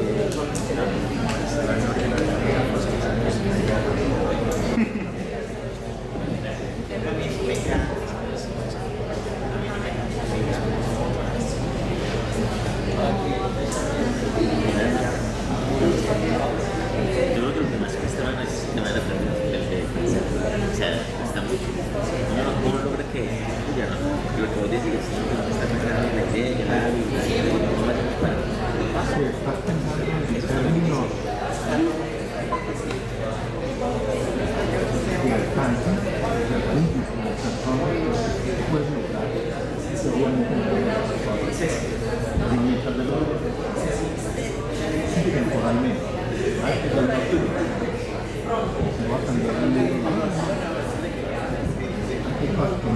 haciendo conocimiento bastante. Yo creo que hoy por hoy definitivamente los que no existen son los espacios de actuación para un Da Vinci, para una edición. ¿Listos? Vamos a cerrar entonces con estas sugerencias. ¿Es el tiempo de qué? Se les diría yo. Es el tiempo de repensar, es el tiempo de reimaginar, es el tiempo de rediseñar, es el tiempo de reconstruir, es el tiempo de reaprender y aplicar todo eso que ustedes van a aprender a la creación de, ojalá, un futuro mejor para sus estudiantes. Para que cuando uno se encuentre nuevamente con esto que nos decía John Schaff, que el futuro no es un lugar que vamos a ir, lo que estamos creando, que lo creamos primero en la mente y en la voluntad y después con la actividad, y que los cambios hacia el futuro no se encuentran sino que se hacen, y que cuando los hacemos cambiamos nosotros y cambia el destino. No respondamos con esa sorpresa, sino respondamos con tranquilidad y con ganas de poder crear un futuro diferente. La pregunta con la que los quiero dejar es: ¿qué podemos crear con todo esto? Hay cosas que desde en el futuro vamos a estar haciendo. Tenemos un taller de PBL, de aprendizaje basado en proyectos, en octubre. Aquí, pues, si algunos se interesan en participar, en nuestra página encuentran más información, que exploran muchas de estas cosas y cómo llevarlas al diseño de aula. Y finalmente, hay una frase de Humberto Maturana, un chileno muy importante, que dice, que a mí me gusta muchísimo, lo estoy usando bastante, que dice esto: el futuro de la humanidad son los niños. Uno siempre dice eso, el futuro, pero los niños son el futuro. Lo que él dice es que el futuro de la humanidad no son ellos, sino que son los mayores. Y ojo, no los adultos mayores, sino quienes tenemos más años. ¿Por qué? Porque nuestros niños van a aprender de nosotros montones de cosas. De cada uno de ustedes como profesor, sus niños van a recibir no solamente ideas o conocimiento, sino cariño, ojalá, vínculo, ojalá, y va a ser muy necesario.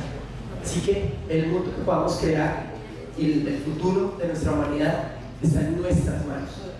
Los invito a que hagamos lo mejor con eso, y que con esas preguntas que tienen al inicio, ojalá puedan encontrar pistas adicionales para terminar creando un futuro mejor para todos. Muchas gracias por su atención. Aquí están mis datos de contacto y bueno, espero que tengan un excelente futuro. Muchas gracias.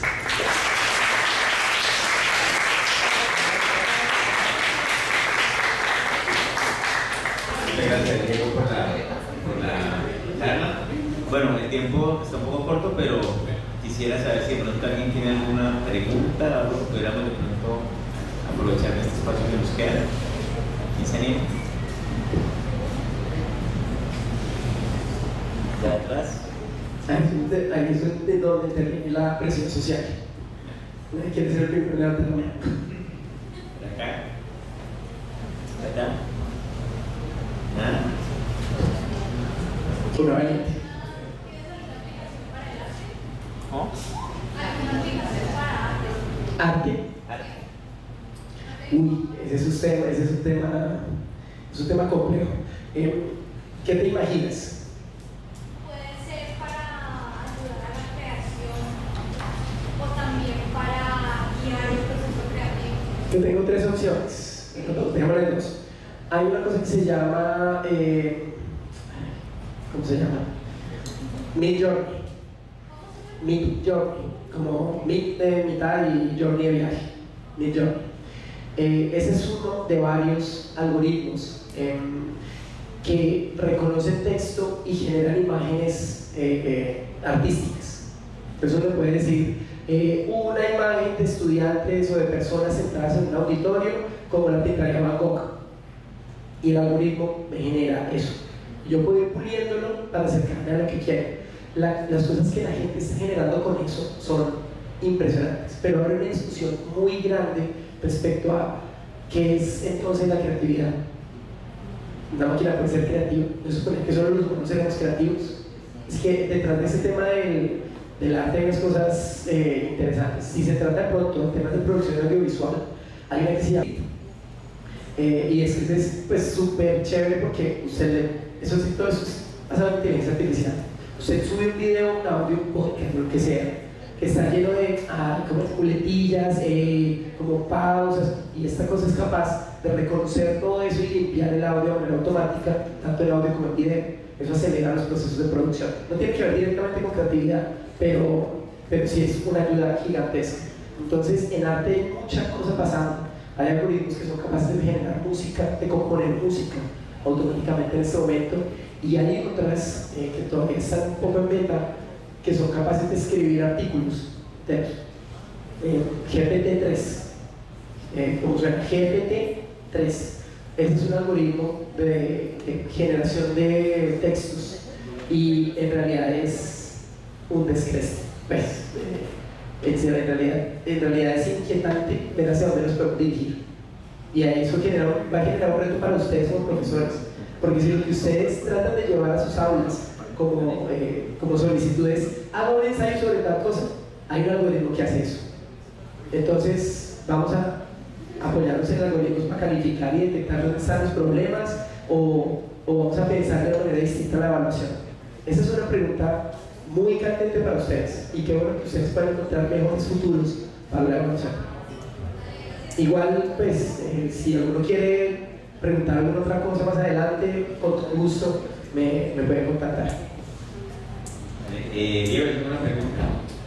No sé, aquí en la universidad, pues, obviamente después de la pandemia, el mundo cambió increíblemente.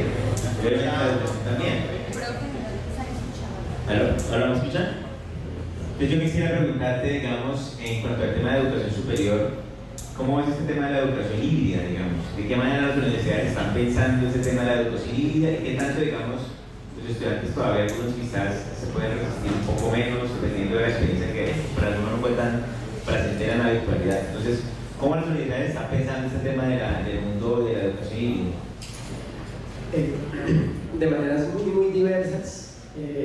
Yo creo que no hay una única respuesta para eso, es algo que también les va a tocar mucho a ustedes, pero yo creo que la palabra clave es flexibilidad.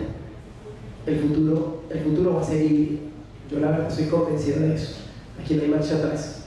Y creo que como universidades tenemos una responsabilidad grande de ayudarle a nuestros estudiantes a entender cómo habitar un mundo híbrido. ¿Sí? Trabajar con equipos de trabajo remotos, o sea, estar en contacto con equipos de trabajo remotos, colaborar más allá de lo presencial. Eso es un reto gigantesco. Hay muchas cosas ocurriendo, y tal vez yo lo que sí quisiera decir es que hay también un riesgo grande, y es que algunas de nuestras instituciones decidan tratar de volver a lo que teníamos antes de la pandemia, que es natural. Ya listo, estamos de nuevo en el salón, apague la cámara, cierre Teams, cierre Zoom, listo. ¿Cómo era que era la cosa? Eso es un riesgo muy grande porque podemos echar por la borda todo lo que avanzamos en este tiempo. Así que hay mucho pasando. Desde mi perspectiva, a partir de lo que estoy revisando, el futuro es híbrido. Y quienes se puedan mover para generar flexibilidad y propuestas en esa dirección van a ganar en el futuro, van a sobrevivir. Quienes no, pues se transformarán o vivirán de una manera distinta. Es el relato. Bueno, muy bien. Muy bien. Bueno, ya el tiempo creo que se nos fue. Bueno, muchísimas gracias a todos y a cada uno de ustedes por asistir. Diego, muchas gracias por la invitación. Ha sido muy enriquecedora. Gracias.